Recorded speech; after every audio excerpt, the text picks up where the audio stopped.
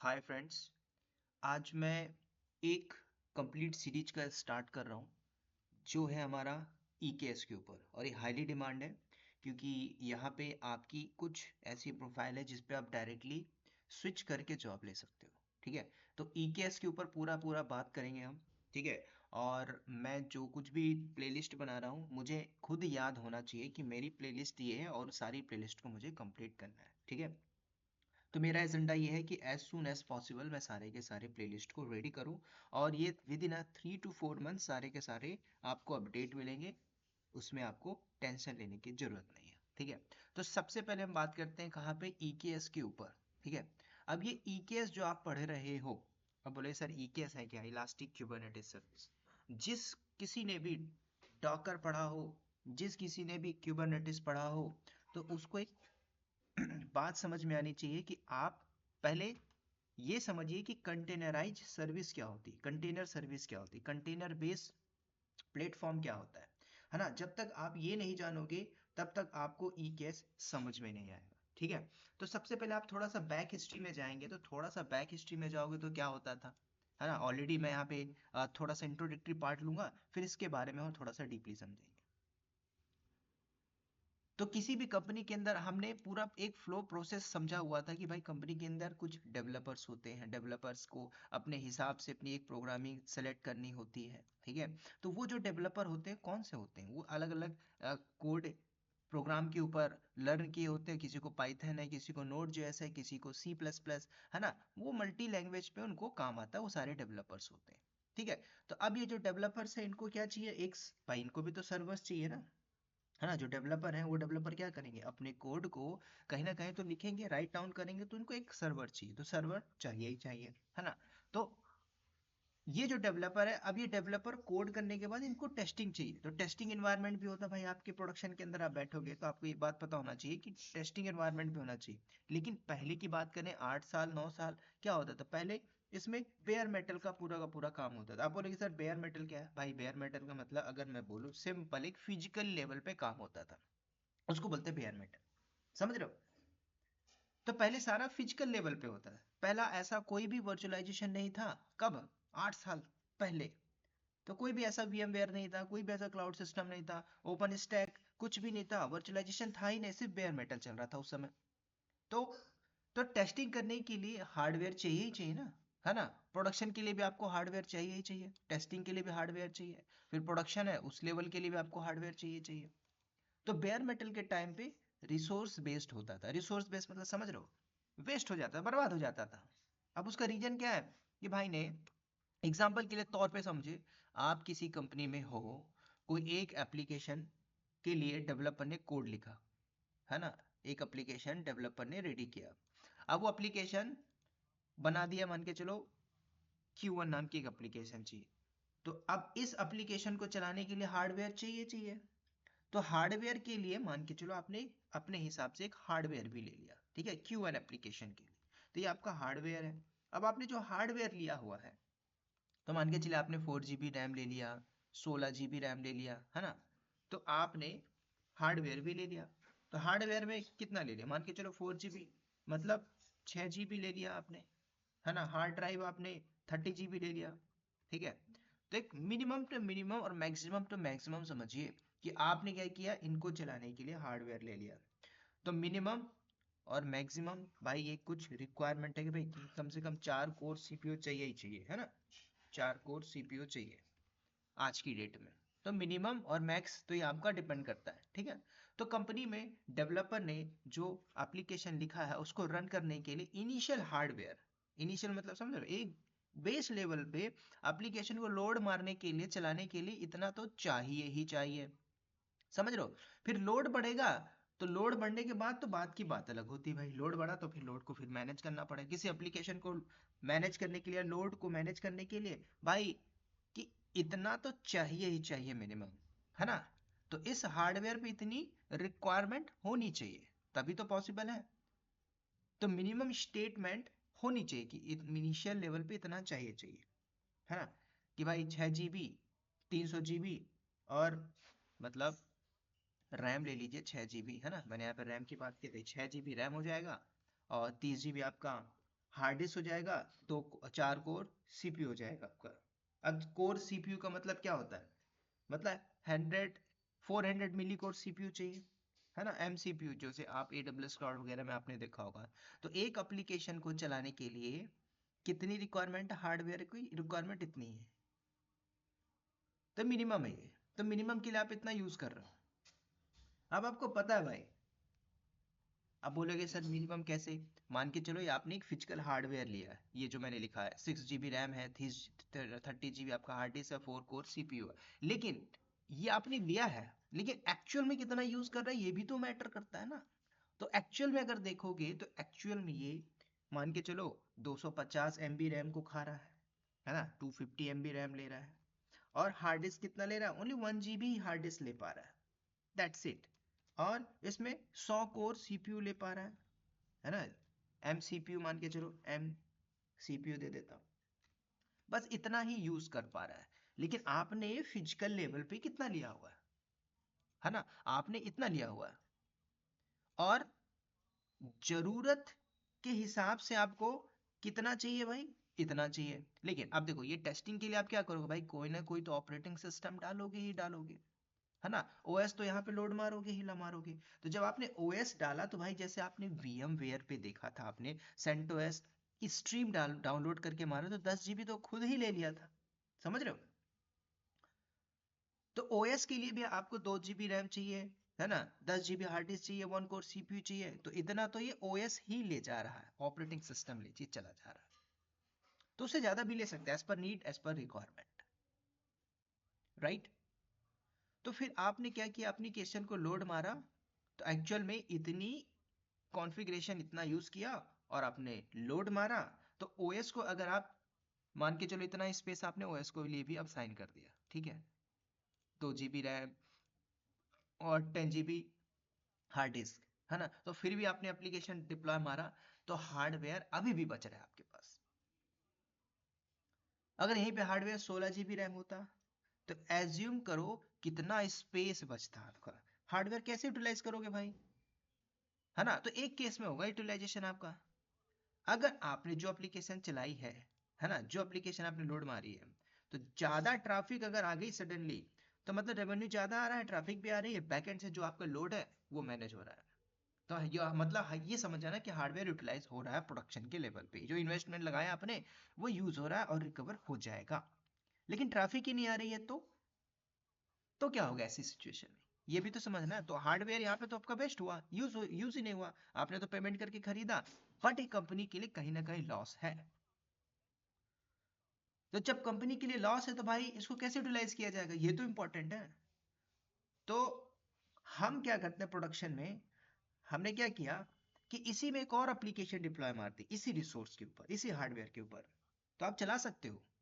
देखिए जैसे आप चलाओगे उस एप्लीकेशन को, जैसे मान के चलो, तो मान के चलो आप क्या करोगे, एक और एप्लीकेशन लोड मारोगे, तो लोड करने से पहले क्या होगा, एक डिपेंडेंसी सॉफ्टवेयर आता है ओएस के अलावा, ठीक है। मान के चलो आपने एक और एप्लीकेशन बनाया, है ना, ये रहा आपका एक और एप्लीकेशन, और इस एप्लीकेशन को आप इस हार्डवेयर में लोड करने के पहले भाई, कभी भी अगर आप देखोगे प्रोडक्शन के अंदर, है ना, कभी भी आप प्रोडक्शन में देख रहे हो, आप दूसरे एप्लीकेशन को अगर लोड मार रहे हो, है ना, तो जैसे अगर जावा चला रहे हो, .NET चला रहे हो, तो भाई उसकी कोई एप्लीकेशन चाहिए ही चाहिए ना, इसमें डालना पड़ेगा, है ना, तो पाइथन बेस्ड सॉफ्टवेयर डालना पड़ेगा, नोड जेएस बेस्ड पाइथन जाना पड़ेगा, गो लैंग्वेज बेस्ड सॉफ्टवेयर डालना पड़ेगा तभी तो पॉसिबल है।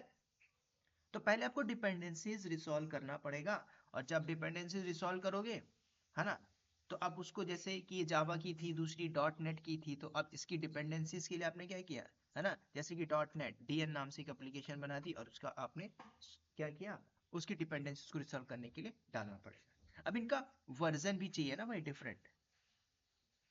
तो कभी भी याद रखना, जैसे कि .NET है, तो .NET के आपने दो वर्जन यूज कर लिया, वर्जन 5 हो गया, वर्जन 6, क्या एक साथ आप दोनों वर्जन यूज कर सकते हो एक ही हार्डवेयर के अंदर, इज इट पॉसिबल, नहीं है भाई पॉसिबल, समझ रहे हो, पॉसिबल ही नहीं है। तब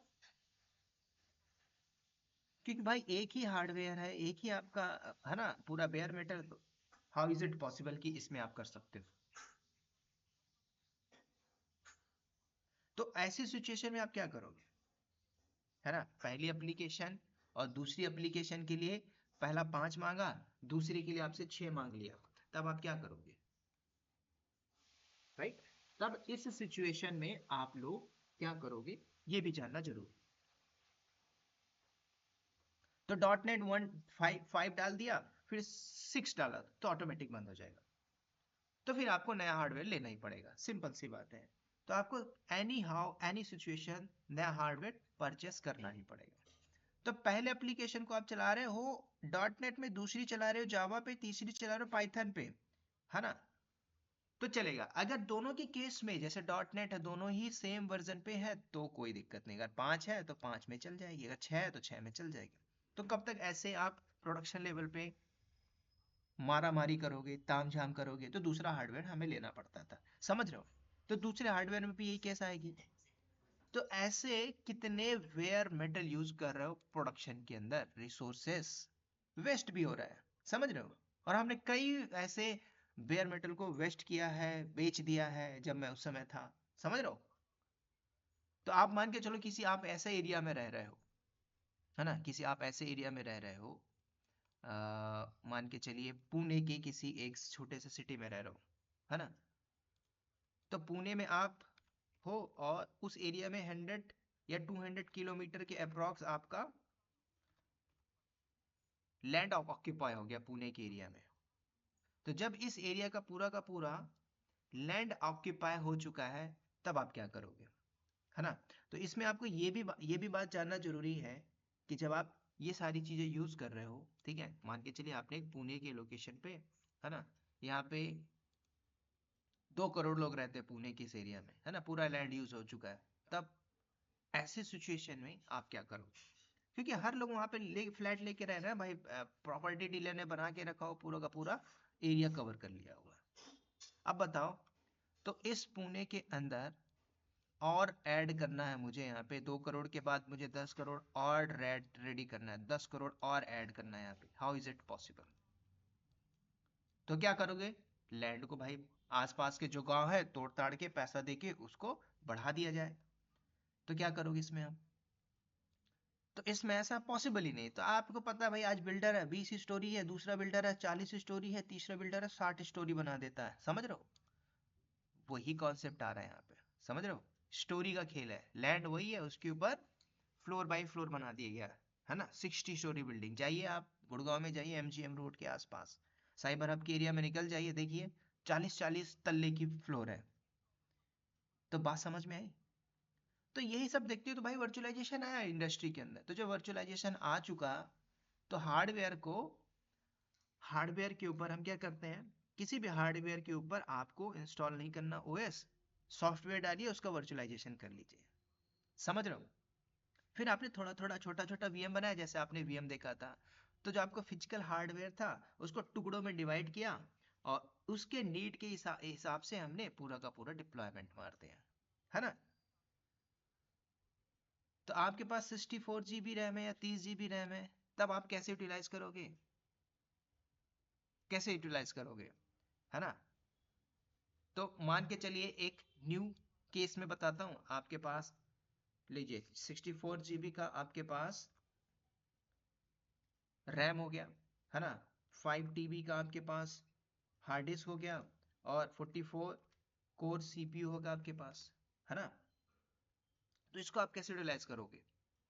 तो यहाँ पे आप डायरेक्टली ओएस नहीं डालोगे, वीएमवेयर डालोगे, वीएम के बाद छोटे छोटे वीएम बनाओगे, एक एक वीएम को आप अपने हिसाब से वर्चुअलाइजेशन देके क्या करोगे, आप अपने फिजिकल हार्डवेयर को सिक्योर कर लिए, मतलब स्पेस को यूटिलाइज कर लिया आपने, है ना, with the help of VM. तो आप अपने हिसाब से इसको क्या किया, वर्चुअलाइजेशन बना लिया, और उसके बाद आपने एक छोटी छोटी वीएम ले ली, उसमें आप एक जावा की एप्लीकेशन चला दो, एक पाइथन की एप्लीकेशन चला दो, है ना, अभी भी आप गो लैंग्वेज की चला दो, है ना? तो आप मल्टीपल एप्लीकेशन चला सकते हो। आज प्रोडक्शन में देखोगे तो यही हो रहा है ना भाई, कंटेनराइजेशन सर्विस हो रही है। लेकिन अगर एक्चुअल में देखोगे तो यहाँ पे भी हार्डवेयर वेस्ट हो रहा है, एक्चुअल में देखोगे तो प्रोडक्शन के अंदर। तो ये हार्डवेयर वर्चुअलाइजेशन हो रहा है, समझ रहे हो? तो ये क्या हो रहा है दोस्तों, इसको बोलते हैं हार्डवेयर वर्चुअलाइजेशन। समझ गए? तो ये हार्डवेयर वर्चुअलाइजेशन है, लेकिन आज इसकी भी जरूरत नहीं है, क्योंकि आज कंपनी आपको ना क्लाउड प्रोवाइड कर रही है, तो आपको सॉफ्टवेयर बेस्ड वर्चुअलाइजेशन है। बस आपने एक ही ऑपरेटिंग सिस्टम यूज कर लिया है ना, उसमें कंटेनराइजेशन सॉफ्टवेयर यूज कर लीजिए। समझ रहे हो? जैसे कि आपने क्या किया, कुछ नहीं, ये आपका क्या वर्चुअलाइजेशन था, हार्डवेयर बेस। अब आप क्या करोगे, सॉफ्टवेयर बेस वर्चुअलाइजेशन को यूज करो। ठीक है, सॉफ्टवेयर लिखता हूँ, सॉफ्टवेयर बेस वर्चुअलाइजेशन। तो सॉफ्टवेयर बेस वर्चुअलाइजेशन में आप क्या करोगे, सिंपल भाई, आप कंटेनर वाली सर्विसेज को यूज करोगे। जैसे कि आपने डॉकर नाम सुना होगा भाई, आप डॉकर, है ना, डॉकर ले लीजिए, समझ रहे हो? अब डॉकर में क्या होगा, आप कंटेनर बनाओगे और कंटेनर बना बना के उसमें एप्लीकेशन चलाइए। ठीक है, क्योंकि कंटेनर जो है ज्यादा स्पेस यूज नहीं करेगा, सिंपल सी बात है ना। कंटेनर के ऊपर आपको ओएस डालने की भी जरूरत नहीं है, ये एक खासियत है। एक बार ओएस डाल दिया, क्योंकि भाई मुझे डॉकर चाहिए था, अब उसके बाद आपके बनेंगे कंटेनर। तो जब आप कंटेनर बनाओगे तो कंटेनर में आपको ओएस डालने की जरूरत नहीं है, तो रैम तो आपकी बच रही, रैम आपकी सेव हो गई, क्योंकि आपने ओएस ही खत्म कर दिया। समझ गए? तो यहाँ पे ओएस इंड हो गया। समझ गए? तो भाई एप्लीकेशन कैसे चलेगी? एप्लीकेशन के लिए ओएस तो चाहिए चाहिए, ठीक है, एप्लीकेशन के लिए ओएस चाहिए, बिल्कुल ना, कोई दिक्कत नहीं है।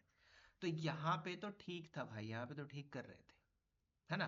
तो इस ओएस पे ये कर्नल को यूज कर रहा है। तो दूसरा कंटेनर क्या करेगा, अब ध्यान से सुनना, मान के चलो जो आप सॉफ्टवेयर बेस्ड वर्चुअलाइजेशन कर रहे हो, क्या इसको ओएस नहीं चाहिए? चाहिए ना। लेकिन ये हाउ इज इट पॉसिबल कि ये यूज ही करेगा, उसी सिंपल सेम सॉफ्टवेयर को यूज करेगा, है ना। ये कंटेनर, दूसरा कंटेनर, तीसरा कंटेनर, चौथा कंटेनर, ये सारे एक ही ओएस के, मतलब ऑपरेटिंग सिस्टम को अगर सारे कंटेनर यूज करेंगे तो प्रॉब्लम नहीं आएगी। माइंड में तो एक क्वेश्चन भी आना चाहिए ना, इज इट पॉसिबल, पॉसिबल हो सकता है क्या?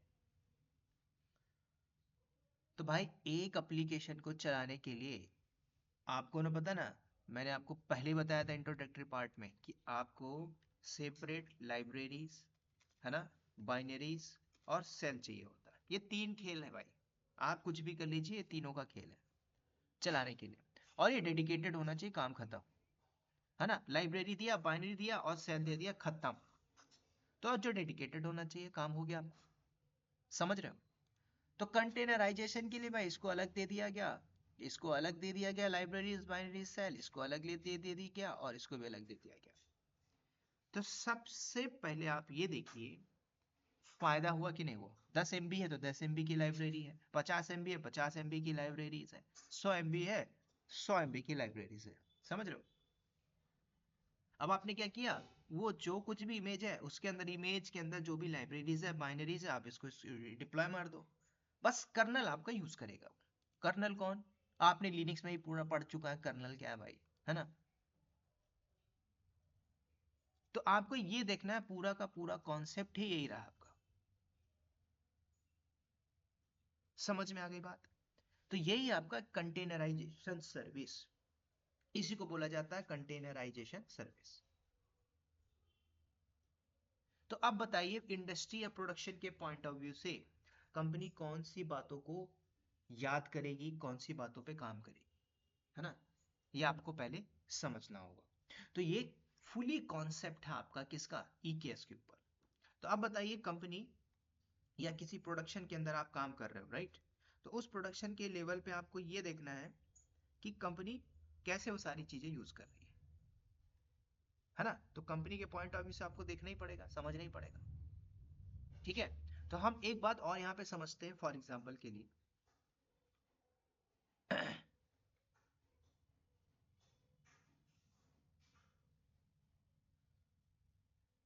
मैं आपको एक और इंपॉर्टेंट थियोरिटिकल पार्ट बताने जा रहा हूं। ठीक है, थियोरिटिकल बोले तो एक और इसमें एक इंपॉर्टेंट वर्ड आपको बताने जा रहा हूं। ठीक है, अब क्या करेंगे हम यहाँ पे, ठीक है। तो किसी भी प्रोडक्शन पे आप बैठे हो, तो जब आपने पूरी डिप्लॉयमेंट कर दी, और डिप्लॉयमेंट के बाद आपको ये बात पता है, ठीक है, कि लाइब्रेरीज बाइनरीज हमें चाहिए ही चाहिए, ठीक है। क्या इतने में आपका काम हो जाएगा? सेपरेट लाइब्रेरीज, बाइनरी से काम हो जाएगा, है ना? तो इनको क्या लग रहा है कि देखो भाई, एक सिंपल बात समझना है ना? इनमें भी अलग बाइनरीज है, इसमें भी अलग बाइनरीज है, सेल है, बाइनरीज है, सेल है, सब में, सब के सब, ठीक है? तो इनको क्या लग रहा है भाई, इनका एक अपना खुद का ओएस, इनको लगता है कि मेरा खुद का अपना एक अलग से सॉफ्टवेयर है। तो ये कंटेनराइजेशन का बेनिफिट, राइट?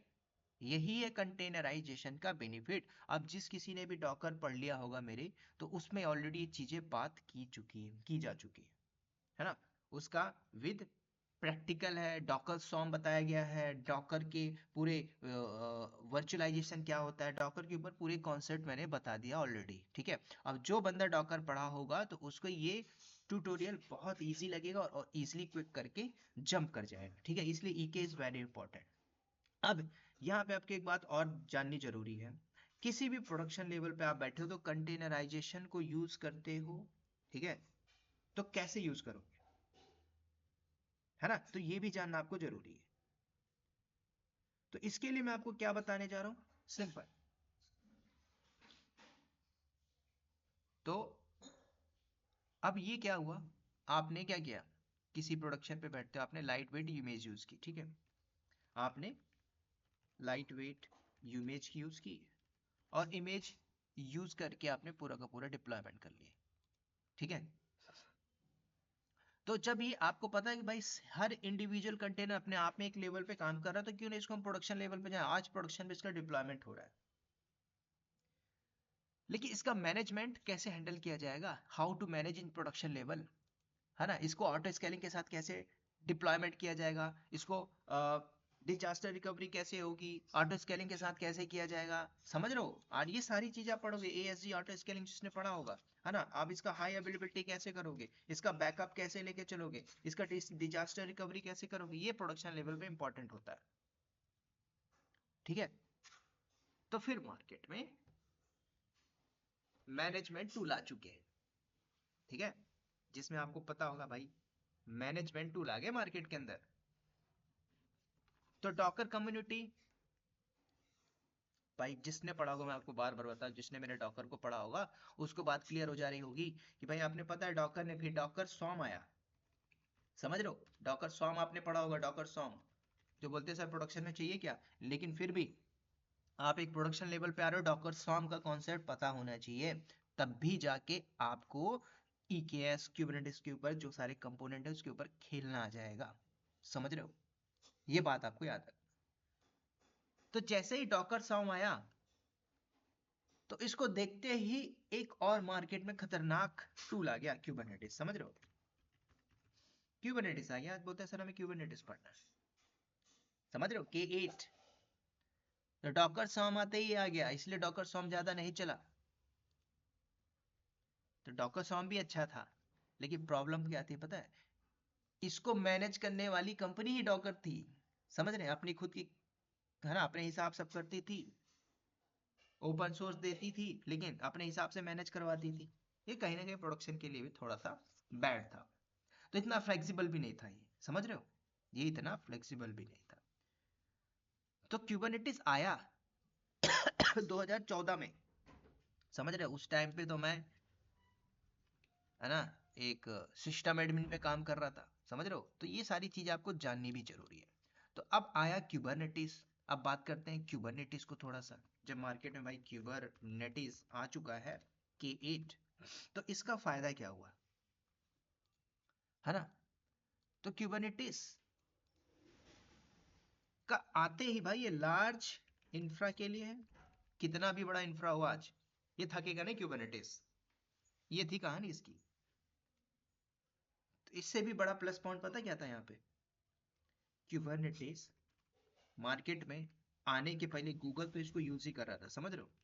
गूगल का है ये, तो गूगल ने पहले इसको यूज किया, समझ रहे हो? 11 साल इसने यूज किया इसको, फिर मार्केट में लॉन्च कर दिया इसको, ठीक है? फिर मार्केट में लॉन्च किया तो आपको पता है लिनक्स स्टोर बार, तो लिनक्स नाम की कंपनी ने, कम्युनिटी ने इसको बाय कर लिया, परचेस कर लिया, ठीक है?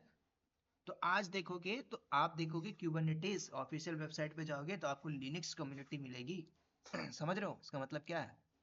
तो जब हम लोग जानते नहीं थे कंटेनराइजेशन, तो उसको तो पहले ही लोगों ने यूज कर लिया। किसने यूज कर लिया भाई? गूगल ने पहले खेल खेल लिया ना उसके साथ। समझ रहे हो? ये सारी कंपनियां स्मार्ट होती है, ठीक है। पहले इन्वायरमेंट में यूज करती है, फिर मार्केट में लॉन्च कर देती है, फिर प्रोडक्शन में लोग सीख सीख के इसी को जाते हैं। तो मैनेजमेंट के लिए क्या है क्यूबरनेटिस मैनेजमेंट टूल, आप यूज करिए। समझ रहे हो? फिर आज पब्लिक बोलती है सर हमें ये सारा पढ़ना है, क्या है ना? समझ रहे हो?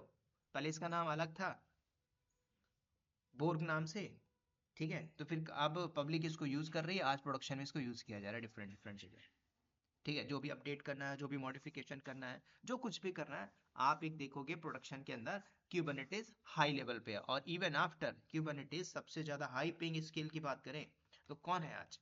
वो क्यूबरनेटिस है। तो क्यूबरनेटिस आज यूज कर रही है, हर इन्वायरमेंट में यूज हो रहा है। लेकिन यहाँ पे कुछ प्रॉब्लम्स भी आई। आपको पता है भाई ओपन सोर्स है, वो क्लस्टर सेटअप कर रहे हो, है ना? ठीक है। आप कोई भी क्लस्टर बनाते हो, तो क्लस्टर बनाया तो इसमें आपको सपोर्ट सपोर्ट नहीं मिल रहा। किस लेवल का है? इंटरप्राइज लेवल का कोई सपोर्ट ना ही गूगल देने वाली। फिर अपने लेवल पे सॉल्व करना है,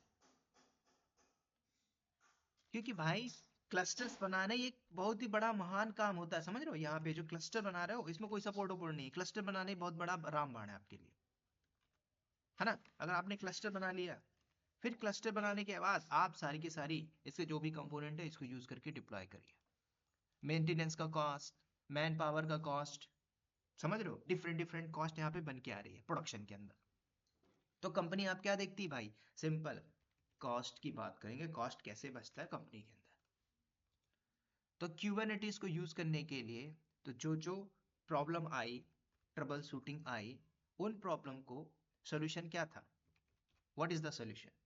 तो कंपनी ने निकाल लिया भाई, AWS ने निकाल लिया भाई, है ना? एजोर ने भी इसका पूरा सोल्यूशन निकाल लिया, GCP ने अपना अलग निकाल दिया, और बोला सेल्फ मैनेज कुबरनेटिस यूज ना करके मैनेज क्यूबरनेटिस सर्विस यूज करिए। समझ रहे हो? तो इसलिए इसको बोला जाता है किसको? EKS को। मैनेज सर्विस कौन मैनेज कर रहा है? AWS मैनेज कर रहा है। समझ रहे हो? बात आई समझ में? AWS मैनेज कर रहा है। तो देखो कहां से कौन सी चीजें जो आप पढ़ रहे थे वो चीजें पुरानी होते जाएगी, पुरानी होगी। समझ रहे हो? बातें पुरानी हो गई। तो AWS manage, एजोर manage, Google manage, तो ये सारे अपनी अपनी मैनेज सर्विस दे रही है। अब बताइए, जो आप क्यूबरनेटिस में महान एम्पावर लेके बैठे हुए थे, अब तो चीजें अपने हिसाब से बदल गई, चेंज हो गई। तब तब को अपने आप को तो अपग्रेड करना पड़ेगा। तो अब ये मैनेज क्यूबरनेटिस सर्विस यूज कर रहे हो, और यूज कर रहे हो कंपनी के अंदर, ठीक है। तो क्लस्टर बनाने के लिए जो भी माथापच्ची होती थी, समझ रहे हो, सेल्फ मैनेज में, तो क्लस्टर बनाना आज क्या हो गया है? आसान हो गया भाई, ठीक है। आज बना लीजिए, जाइए AWS में क्लस्टर बना लीजिए, मिल जाएगा बना हुआ, ठीक है। आपने क्लस्टर बना लिया, तो क्लस्टर सेटअप करना क्या ही बड़ी बात है। ऐसा नहीं है भाई, क्लस्टर बनाने में बहुत सी चीजें होती, बहुत सी डिपेंडेंसीज आती हैं, ठीक है। मास्टर नोड की हाई अवेलेबिलिटी प्रोडक्शन में लेके चलना पड़ता है, क्योंकि जब किसी प्रोडक्शन में आपने डिप्लॉयमेंट मार दिया, तो उस प्रोडक्शन के अंदर मुझको 24 घंटा हाई अवेलेबिलिटी मेंटेन करना है। How is it possible? कैसे करोगे? तो एक प्रोडक्शन में जब बैठोगे तो आपको वहां पे चीजें मिलती हैं, मतलब बातें समझ में आनी चाहिए, कैसे आप सारी चीजें मैनेज कर रहे हो प्रोडक्शन के पॉइंट ऑफ व्यू से। उसके बाद जब आपने मैनेज मतलब मैनेज सर्विस को यूज किया, तो अब ये बताइए, तो प्रोडक्शन लेवल पे आप जब बैठे हो, तो पहले आप समझिए, तो सेल्फ मैनेज में क्या होता था, क्या प्रॉब्लम आई यहाँ पे, है ना? मैंने हल्के हल्के प्रॉब्लम बताया, लेकिन अभी मैं आपको बताता हूँ तो इसमें मैंने कौन कौन सी प्रॉब्लम फेस की। तो यहाँ पे मैंने जो प्रॉब्लम फेस की, तो वो कौन कौन सी प्रॉब्लम थी, पहले समझिए। तो ये क्लियर होगा तभी आप EKS को परफॉर्म कर पाओगे बहुत इजी तरीके से। तो सबसे पहले मान लो, पहले आपको ये बात पता होनी चाहिए कि फिजिकल नेटवर्क क्या होता है, ठीक है। तो फिजिकल नेटवर्क में आपने काम किया हो, तो फिजिकल नेटवर्क में नेटवर्क पार्ट आपका स्ट्रांग होना चाहिए, ठीक है, नेटवर्किंग चाहिए ही चाहिए। अब क्यों आनी चाहिए, ये भी इंपॉर्टेंट है। अगर आप क्लस्टर बना रहे हो, अगर आपने क्लस्टर बना दिया, तो क्लस्टर में आपको नेटवर्क तो करनी पड़ेगी ना भाई, नेटवर्किंग करनी पड़ेगी ना, समझ लिया। आपने नोड बना लिया, आपने 90 नोड बना लिया, ठीक है, और उसमें आपने 30 मास्टर नोड बना लिया, बाकी के वर्कर नोड आपने बना लिया, ठीक है। तो इनके लिए भी तो हाई अवेलेबिलिटी चाहिए प्रोडक्शन के लेवल पे, समझ रहे हो। तो फिर इसको कैसे मैनेज करोगे, तो भाई नेटवर्किंग तो चाहिए ही चाहिए। तो पहला आपका network part should be strong, है ना। तो क्यों चाहिए नेटवर्किंग, तो 8 बैकएंड से 80 या 90 नोट लेके चल रहे हो, है ना, बेयर मेटर खरीदोगे, है ना, खरीद के लाओगे, परचेस करोगे, सबके पार्ट हार्डवेयर वर्चुअलाइजेशन करोगे, उसके ऊपर 8 VM बना के चलोगे, तो ऐसा भी कर सकते हो फिजिकल लेवल पे। या फिर आप AWS में गए, AWS में बना लिया, ऐसा भी आप कर सकते हो। एजोर क्लाउड में भी जाके वहां पे भी कर सकते हो, गूगल क्लाउड वहां पे भी कर सकते हो, मर्जी आपकी, आप कहीं पे भी कर लो। तो किसी भी प्लेटफॉर्म को आप यूज करके आप ये सारी काम कर सकते हो, बना सकते हो। तो डिपेंड्स करता है आपके ऊपर, आपको जहां बनाना है वहां बना लीजिए, ठीक है। तो अगर यहाँ पे नेटवर्किंग देखोगे, तो सेल्फ मैनेज क्यूबरनेटिस में आओगे, तो कौन कौन सी प्रॉब्लम आई, समझ रहे हो। बात ये भी आती है कि भाई सेल्फ मैनेज जो क्यूबरनेटिस है, इसमें कौन कौन सी प्रॉब्लम आ रही है, फेस हो रही है, ये भी देखना इंपॉर्टेंट है। तो इसमें जो प्रोडक्शन लेवल पे प्रॉब्लम आई ना, बहुत सारी प्रॉब्लम आई भाई, बहुत सारी, है ना। लोग को जब एरर मिलता था ना यहाँ पे, वो एरर को रिसॉल्व नहीं कर पाते थे, समझ रहे हो। कैसे एरर रिसॉल्व नहीं कर पाते थे, जैसे मान के चलो आपको पता है कि भाई मुझे क्यूबरनेटिस इंस्टॉल करना है, क्लस्टर बनाना है, तो आप क्यूबरनेटिस पे जाओगे, तो उसमें मिनिमम कुछ आपको बेसिक फंडामेंटल पता होना चाहिए कि क्यूबरनेटिस के डॉक्स पे जाइए और वहां से उठा लीजिए, इतना आपका हार्डवेयर होना चाहिए, इतना लैपटॉप होना चाहिए, लिनक्स के लिए ये होना चाहिए, डिस्ट्रीब्यूशन होना चाहिए, है ना। तो क्यूबरनेटिस के आप अगर ऑफिशियल वेबसाइट पे जाओगे ना, तो यहाँ पे आपको चलते देखते हैं एक बार, ठीक है, क्यूबरनेटिस। तो आप क्यूबरनेटिस में जाओगे, तो बहुत से आपको नेटवर्क पार्ट मिलेंगे भाई, यहाँ से आप देख लोगे, है ना। नेटवर्किंग पार्ट में जाओगे, है ना, तो डॉक्यूमेंटेशन में आ जाओगे, तो यहाँ पे आपको बहुत सारी चीजें मिलेंगी, है ना। मिनी क्यूब के लिए ये सब बनाते हो, क्लस्टर वगैरह बनाते हो, तो भाई इसमें नेटवर्क पार्ट चाहिए ही चाहिए, है ना। तो इसके सारे डॉक्यूमेंटेशन को लेके आप बनाते थे, है ना। तो ये सारे थ्योरेटिकल पार्ट देखोगे, इंस्टॉलेशन टूल क्या क्या, कंटेनर रन टाइम क्या, आप सारा कुछ बनाओगे, समझ रहे हो। तो इसमें बहुत से प्रॉब्लम आते थे नेटवर्क पार्ट, समझ रहे हो। तो आज की डेट में देखो तो कंपनी क्या कर रही है, अपने आप को कॉस्ट बचा रही है, सिंपल सी बात मैं आपको बताऊं, ठीक है। तो कंपनी कॉस्ट बचाएगी, कॉस्ट को यूज कर रही है अपने प्रोडक्शन पे, डिफरेंट डिफरेंट टूल के ऊपर मल्टी टीयर बना के। तो कंपनी आपको बोलती भाई हमें ऐसा बंदा चाहिए AWS या एजोर या गूगल के ऊपर, जिसको मैनेज सर्विस में काम आता हो। तो अब बताइए कि आपको आता है, आता है तो अच्छी बात है, आपको हैंड्स ऑन है तो you are well and good, ठीक है। अब बोलोगे सर क्या ये सारी चीजें बंद हो गई क्या, नहीं, आज भी हमारे यहाँ पे यूज हो रही है, इवन आफ्टर ये मल्टी क्लाउड पे भी हमारा डिप्लॉयमेंट, समझ रहे हो।